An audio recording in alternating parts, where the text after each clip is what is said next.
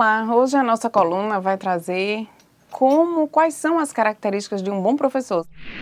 Conversando aqui de forma bem livre, a gente pode dizer que um bom professor, ele é educado, um bom professor é paciente com seus alunos. Então, o senso comum já nos dá algumas características normais de um bom professor.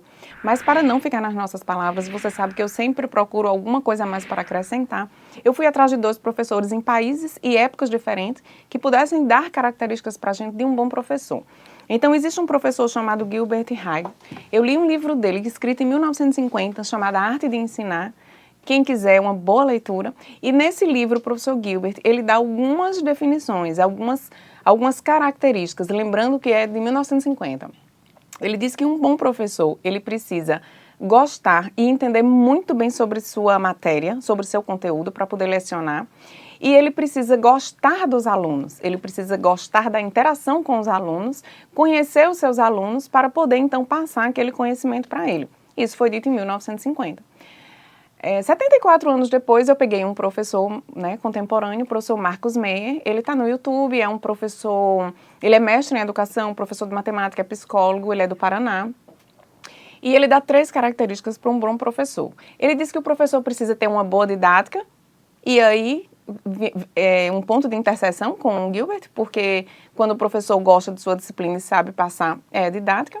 Ele diz que precisa ter vínculo com o aluno, o professor Gilbert também disse isso. Ele disse que você precisa conhecer os seus alunos para passar o seu conhecimento para ele. E ele acrescenta um ponto sêmio que Gilbert não fala. Ele diz que o professor precisa ter exercício de autoridade. Talvez 74 anos atrás, o exercício da autoridade ele ficasse de forma muito clara para o professor e não precisasse ser dito ou ser explicitado, como o professor Gilbert não falou. Ele fala em outros pontos do livro, mas não no momento de classificar um bom professor. O professor Meyer fala isso e nesse ponto eu gostaria de fazer um parênteses para que a gente entendesse o que é autoridade, para que a gente principalmente diferenciasse a autoridade do autoritarismo. A autoridade ela é uma responsabilidade de decisões firmes que o professor tem em sala de aula, diante de seus alunos, perante seus alunos, em que vai estabelecer a disciplina, os limites e vai ordenar a sala de aula. Responsabilidade, responsa, que vem do latim responsa, seria responder a uma promessa. Entenda, Sêmio, se o professor vem cheio de todas as qualidades que a gente já falou, se ele já conhece a disciplina dele, se ele domina a técnica do que ele vai ensinar, se ele gosta do que ele faz, dos alunos, reconhece seus alunos, normalmente ele vai exercer autoridade sobre os alunos. Porém, se ele não sabe, você não já viu alguém falar assim? Fulano tem autoridade para falar sobre isso, fulano sabe falar sobre o assunto. Se o professor não domina a disciplina dele e não tem um bom relacionamento com os alunos, naturalmente ele vai tentar resgatar essa autoridade com autoritarismo. Como o autoritarismo se caracteriza?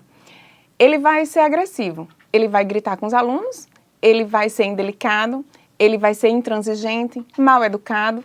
Tudo isso na tentativa de resgatar uma autoridade que ele não tem, pelo próprio conceito da palavra. Então, talvez por isso, nos tempos que a gente vive, de que seja tão difícil esse professor gostar, nós temos professores em sala de aula que não necessariamente gostam daquilo que fazem. Isso aí é motivo para uma outra coluna, para uma outra conversa. Mas existe professores que não necessariamente gostariam de estar ali. E agora, Sêmio, a gente falou do senso comum, que é um bom professor. Nós trouxemos 2 exemplos de um professor, só para deixar claro, o professor Gilbert, que eu não citei, o professor que eu falei, ele foi professor dos Estados Unidos em 1950 e na Inglaterra. Ele foi professor de letras, de grego e latim. Letras na Inglaterra, em Oxford, e na Colômbia, e de grego e latim. Então, era um professor com vasta experiência, eu recomendo muito a leitura da Arte de Ensinar. E o professor Marcos Meyer é atual. Depois de a gente falar sobre o que seria um bom professor no senso comum, um professor americano, britânico, que também ensinou nos Estados Unidos, um professor brasileiro nos tempos atuais, eu lhe pergunto, e a BNCC? O que é a nossa Base Nacional Curricular Comum? O que é que ela diz? Quem escreve os nossos documentos para preconizar como deve ser a nossa educação, como que ela acha que tem que ser um bom professor? Como é? Então, lá, ela diz que o bom professor, ele deve conhecer de sua disciplina, ter domínio sobre sua disciplina, ela precisa saber passar essa disciplina para os alunos, ele precisa conhecer os alunos na individualidade, os contextos desses alunos e os diferentes sistemas de educação do nosso país. Você vê, Sêmio, que não destoa muito do que a gente conversou. Não destoa muito do que a gente falou de 70 anos atrás, de um professor atualmente e do que os nossos governantes acham que precisa para ser um bom professor. Diante desses conceitos, eu deixo a pergunta talvez para uma próxima coluna. Sabendo disso, você que está nos ouvindo em casa, você acha que os nossos governantes agem de forma a que o nosso professor seja qualificado como bom, com o que ele mesmo preconiza como base?